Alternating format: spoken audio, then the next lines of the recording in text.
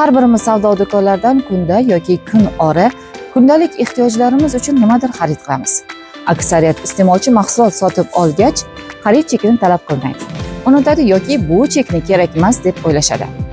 Ayrim sotuvchilar esa chekni taqdim etishni o'ylashmaydi ham. Bilingki, savdoda sotuvchi sizga bunday chek bermasa, u davlatdan real daromadini yashirish orqali to'lashi kerak bo'lgan soliqlardan qochib kelayotgan bo'ladi. Bu esa yashirin iqtisodiyotdir. Xo'sh, siz xarid cheki haqida nimalarni bilasiz? Bizning bugungi so'rovnomamiz aynan shu haqda.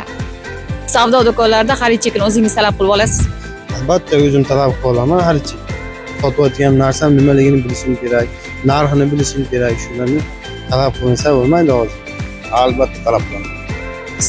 Savdo do'konlarida sizga xarid cheki berishmasa talab qilib olasizmi? Ha, talab. Do'konlarda sizga xarid cheki berishmasa o'zingiz talab qilib olasizmi? Xarid cheki nima? Talab qilib olamiz.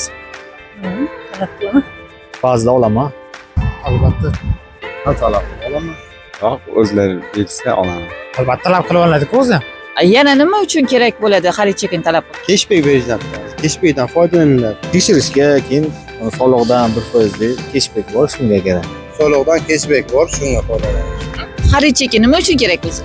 Xarid cheki iste'molchi uchun kerak. Nimaga kerak bu xarid cheki?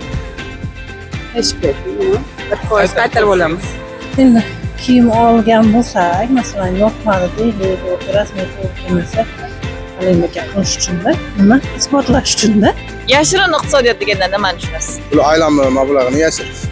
Yashirin iqtisodiyot bu soliqlardan qochish. Tovar cheklarini bermaslik. Shular hozir asosan ko'proq do'konlarda, mana zapravkalarda, ayrim joylarda uchrab turadi.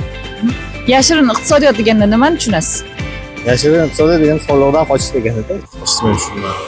Yashirin iqtisodiyot deganda noqonuniy tovar oldi-sotdi bo'yicha qilingan mahsulot uchun. Kassa apparati o'tkazmasdan savdo qilganda soliqdan qochish.